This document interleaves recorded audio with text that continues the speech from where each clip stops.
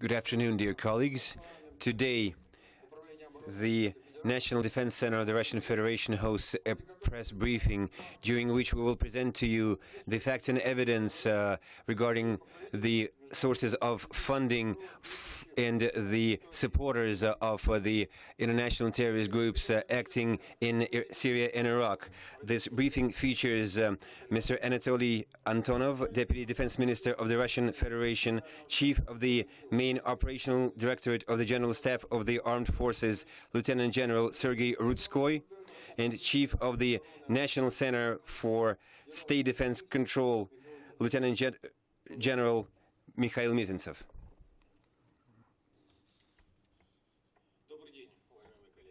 Good afternoon, dear colleagues. International terrorism is the world's biggest threat today. It is not an imaginary threat.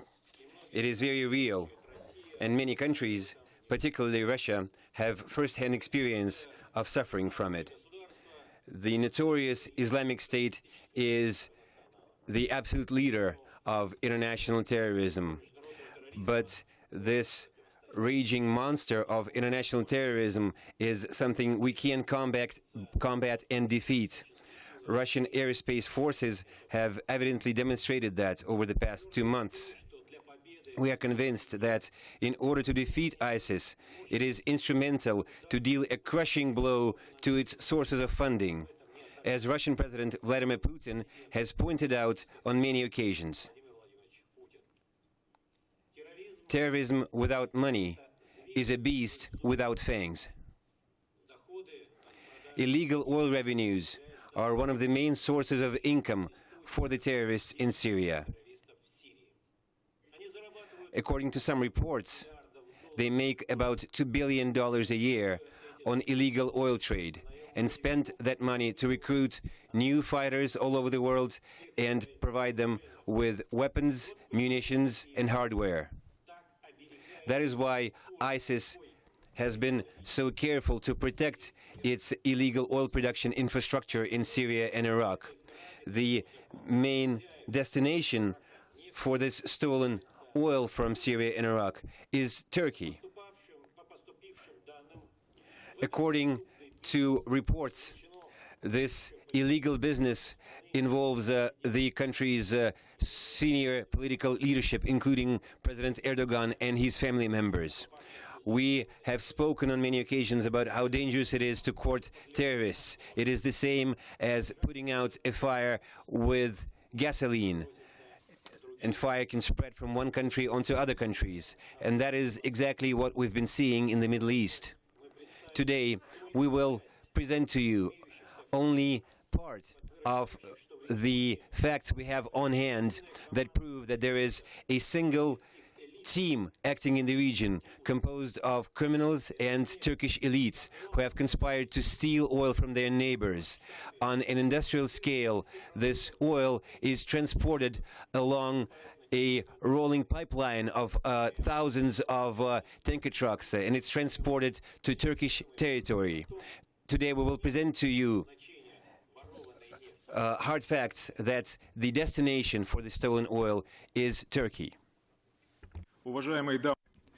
Ladies and gentlemen, it is impossible to achieve a real victory against ISIS without shutting down its sources of funding. As Deputy Defense Minister Anatoly Antonov has already mentioned, illegal oil trade is the main source of income for terrorists.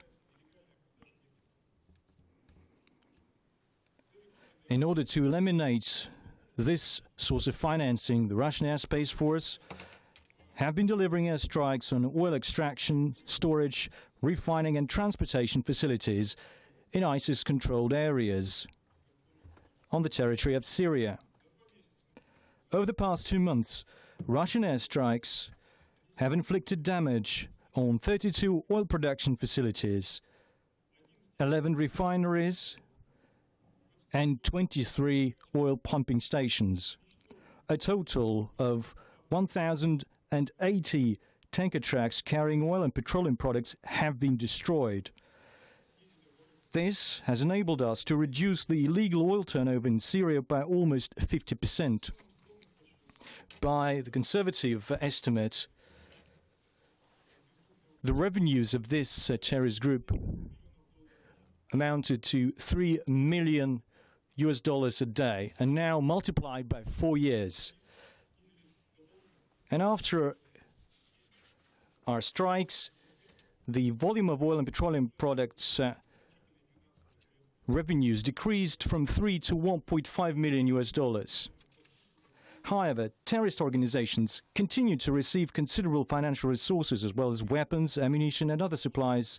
Certain nations, primarily Turkey, are directly involved in Islamic State's large-scale business projects, thereby aiding the terrorists.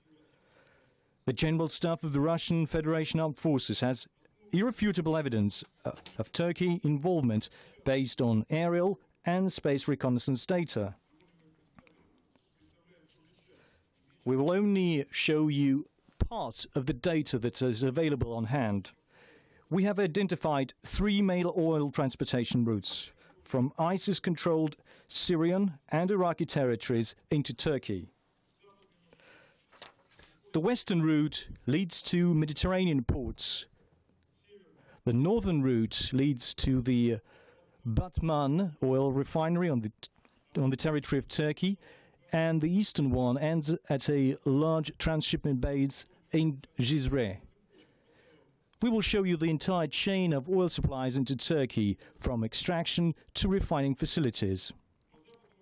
Along the western route, hydrocarbons produced from the oil fields near Raqqa are transported mainly during the night time to the northwest of Syria by motor vehicles, and from there on via the settlement of Azaz to the ports of Dertyol and Iskenderun. The image made on November the 13th shows the stretch of the highway near the town of Azaz linking Turkey and Syria, where you can see concentration of vehicles carrying petroleum products. The area A, located on the Turkish side, shows 240 oil tanker trucks and semi-trailer vehicles. In the area B, located on the Syrian side, you can see 46 oil tanker trucks and vehicles waiting to cross the border. We know that some of those tanker trucks try to mask themselves as semi-trailers. A similar picture can be observed near the town of Reynhanli.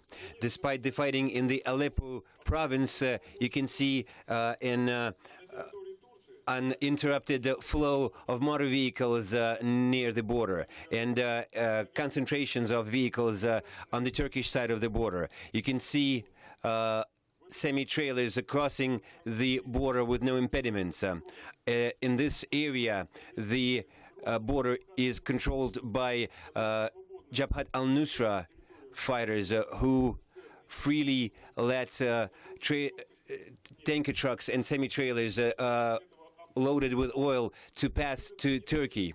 Those vehicles are not inspected on the Turkish side of the border either, and we see hundreds of such vehicles. A photo taken on November 16th near Reynhanli, you see a concentration of about 260 tanker trucks and semi-trailers in the exact vicinity of the Turkish border. And in Area B, you see up to 160 motor vehicles that have just crossed the border. And near the checkpoint, you see a convoy of about 100 vehicles moving toward the border. Space reconnaissance has established that after crossing the border, semi-trailers and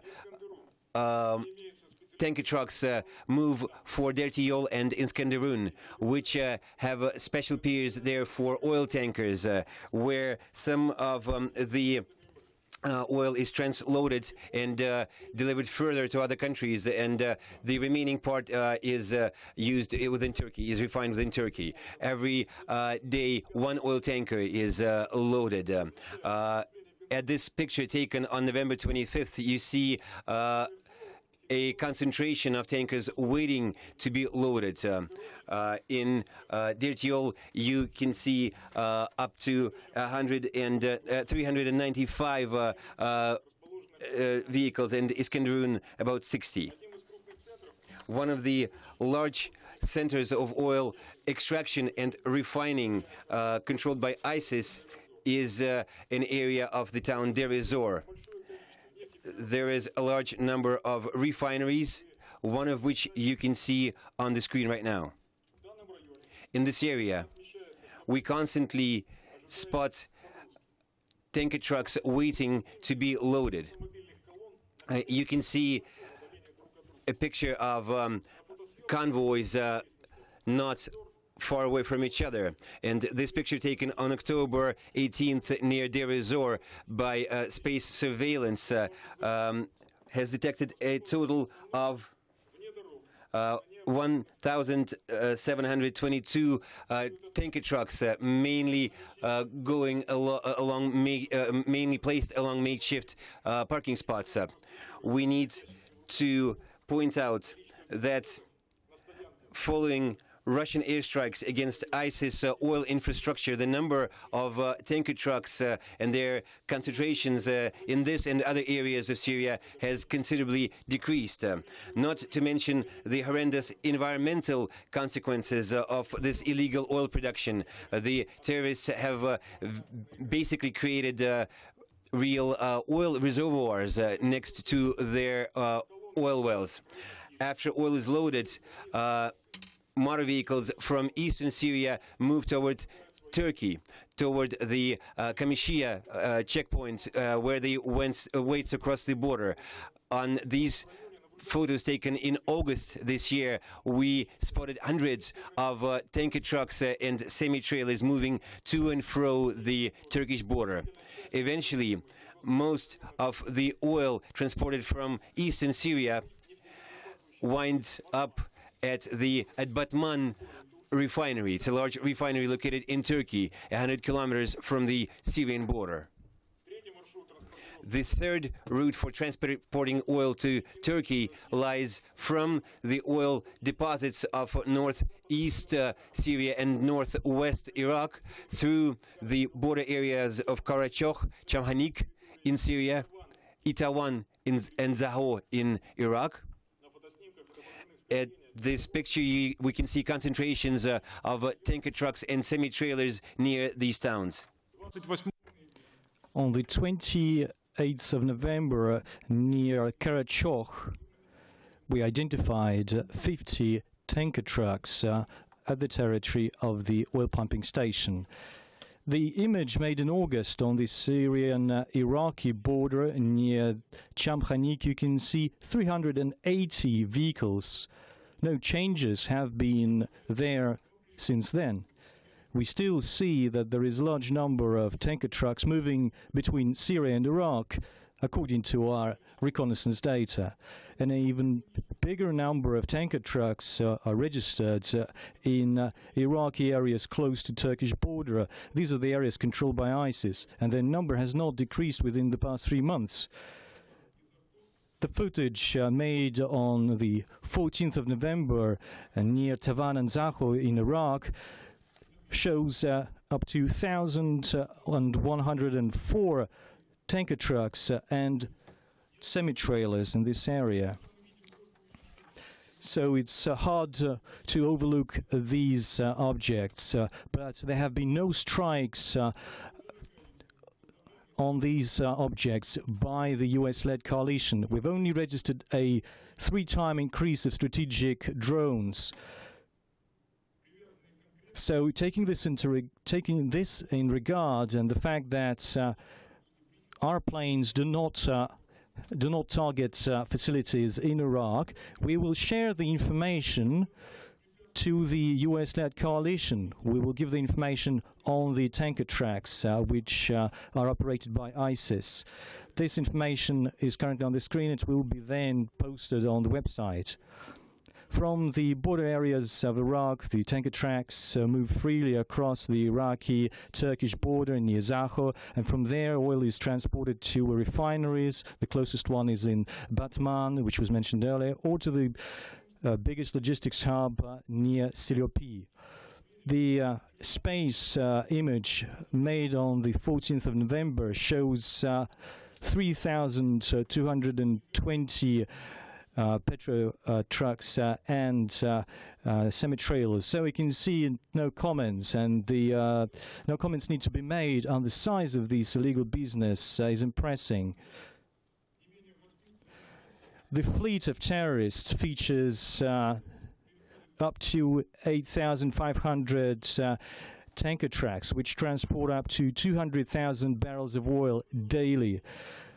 The Russian Air Force will continue to target oil infrastructure of ISIS. We'll also call on our colleagues from the coalition to do the same.